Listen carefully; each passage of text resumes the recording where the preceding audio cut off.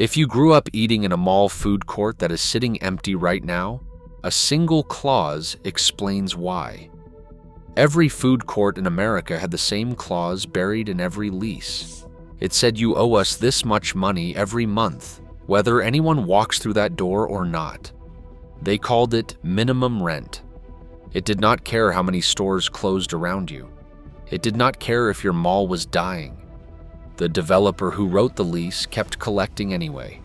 If you ever stood in that room holding a tray you balanced on one hand while your kid pulled your other arm toward the pretzel counter. What you were standing inside was a rent collection machine designed by a mall developer named James Rouse. The people behind those counters were never the ones it was built to protect. By the time this clause finished doing its work, it helped bankrupt the biggest pizza chain in American food court history, twice. Not one person who ate there ever knew why. You remember the walk. You came off the escalator and it hit you before you saw anything. Frying oil, cinnamon, garlic, pizza cheese browning under heat lamps 30 feet away.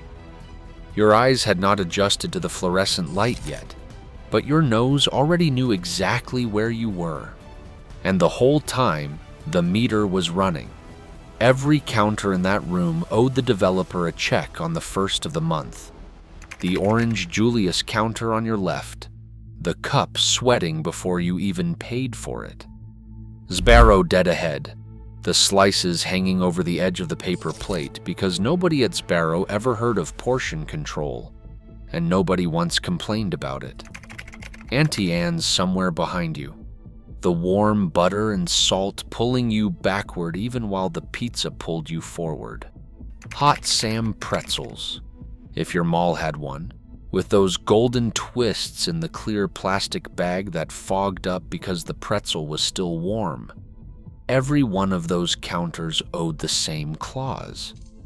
Every one of them paid whether you showed up or not.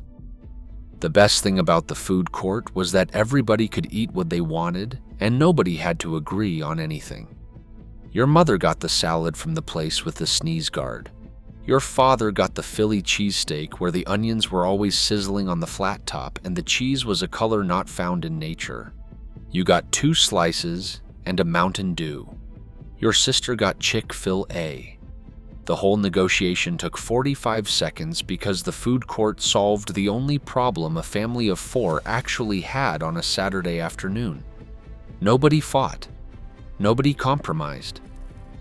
You sat at the same table near the planter where the bench seat ran along the wall, and for 30 minutes, the mall belonged to your family. And every one of those 30 minutes was worth money to the developer. The longer your family sat there, the more likely you'd walk past the shoe store on the way out. The more likely your mother would stop at the department store. The more likely your father would notice the sale sign at Sears. The food court did not feed you for free. It fed you to keep you in the building. If you were the one who organized that trip, if you were the one who said we are going to the mall on Saturday and we are eating at the food court, you remember it differently than the kids do. You remember Mrs. Fields, where the cookies came out of the oven soft enough to fold, and the line moved slower than every other counter because people stood there watching the trays emerge. You remember the Chinese counter where the free samples came on toothpicks, and your kids ate 3 of them and walked away without buying anything, and the man behind the counter never said a word. You remember birthday parties at that table? The one with the extra chairs you pulled from the next section? And the cake you carried in from outside because nobody sold a real cake in the food court, and you were not going to let your kids' party depend on a Sbarro dessert pizza. That was your Saturday. And every counter around you was paying for the privilege of being there whether your family showed up or not. For roughly 20 years, from about 1980 to 2000, that arrangement worked. The food court was the loudest, most crowded, most alive corner of every mall in the country. Kids had birthday parties there. Teenagers killed entire Saturday afternoons with nothing but a $2 slice and a seat near the fountain. Mall employees traded food across counters after closing. Sbarro for Auntie Anne's. Nobody paying for anything. Because when you worked the food court, you fed each other. And every single month, the people running those counters sent a check to the developer, whether the month was good or not. What that clause did to those people over the next 20 years is what this video is about. James Rouse planned the food court from the start. He ran a major mall development company, and in 1962, he hired a designer named Gordon Peck. Peck had been studying the farmers market in Beverly Hills, California.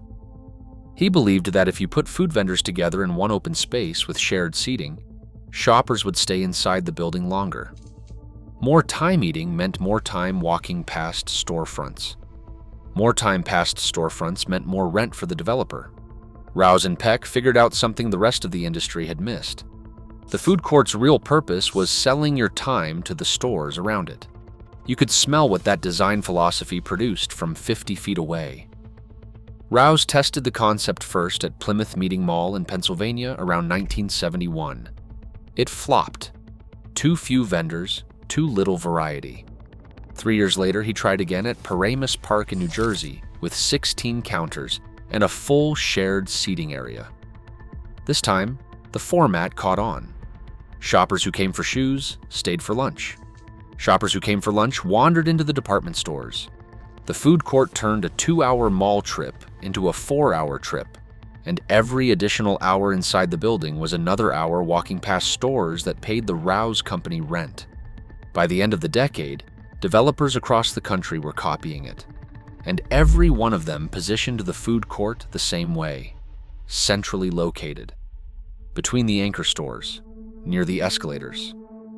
You had to walk through the retail corridor to reach the food, and you had to walk back through it to leave. Every step of that walk took you past a storefront paying rent. The developer put the food where the smell would carry the farthest and the seating where you'd see the most merchandise on the way out. The entire layout existed to turn your hunger into someone else's revenue. Now here's how the rent machine worked from the inside. Just about every food court operator leased counter space directly from the developer. They didn't own a thing in the building, and nearly all of those leases had a minimum rent clause, a fixed dollar amount the tenant owed every month, whether sales were strong or weak. The guy who ran the Sbarro counter signed a lease that said he owed the developer a set amount on the first of every month. Good month, bad month, holiday rush, dead Tuesday in February. That number never changed, and for food court operators, that fixed number per square foot was higher than what the stores in the rest of the mall were paying.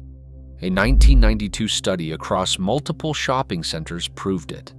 The food court was the most expensive real estate in the building.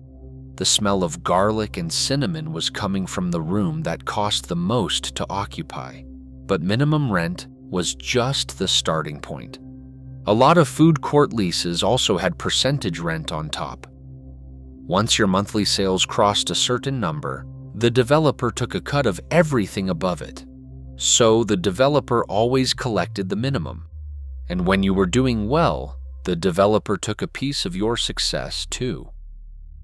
Here's what made the whole structure lethal, and what nobody explained to the man behind the Sbarro counter when he signed the lease.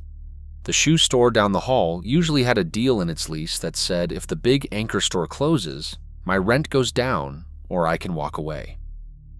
Whether the food court tenants got that same protection is harder to say. The leases varied, and not all of them have been studied. But what operators remember, and what the pattern suggests, is that food court tenants were far less likely to have that escape. Their leases locked them in for years, sometimes most of a decade, at the same minimum rent from the day they signed. No adjustment tied to foot traffic. The developer guaranteed the food court tenant a counter inside a building the developer controlled completely. If the anchor store across the corridor closed tomorrow and nobody walked past the food court anymore, the Sbarro franchise owner owed the same rent on the first of every month, as if the mall were packed. If you are thinking that sounds like a trap, you are reading the clause correctly. Here's who was inside it. A food court operator was a franchisee, a regular guy who took out a small business loan, sometimes a second mortgage on his house, to sign a franchise agreement with Sbarro or Orange Julius or Auntie Anne's. Then he signed a separate lease with the mall developer for counter space. Two masters collecting from him at the same time, every month.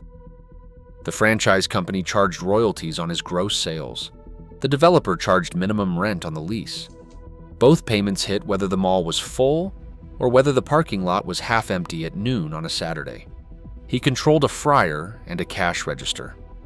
Everything else, the anchors, the marketing, the parking, the holiday decorations that drew families in November, was someone else's decision built into someone else's profit.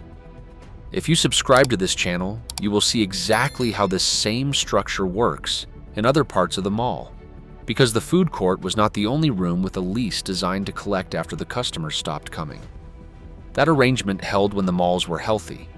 It held when 1,500 people walked through the food court every Saturday, and the Orange Julius line stretched past the fountain, and the fryers never stopped.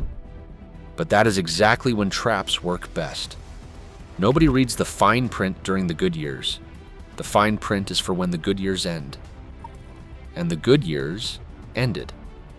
Starting in the mid-2000s, online shopping kept people home, and it got worse each year. More than a quarter of all enclosed malls in the United States closed permanently between 2010 and 2020. The big department stores went down first. Sears went bankrupt, JCPenney followed, and Macy's closed over 100 locations. When the anchors left, the shoe stores and the clothing chains used their escape clauses, renegotiated their rents, and walked out. The food court operators sat there. Same lease, same minimum rent. A fraction of the customers. No exit. The counters that used to run through 100 trays an hour at lunch were now selling maybe 20. The grease traps still needed cleaning. The franchise royalties still needed paying. The developer's checks still came due on the first. And the smell of cinnamon and garlic that used to pull shoppers from 2 floors away now drifted through an empty corridor where half the storefronts had brown paper taped over the windows. If you worked in a food court during those years, you already felt the traffic disappearing. Fewer trays at lunch, shorter rushes every week. The tables staying empty longer every month. If that was you, tell me what year you first noticed it changing, because the lease did not notice at all.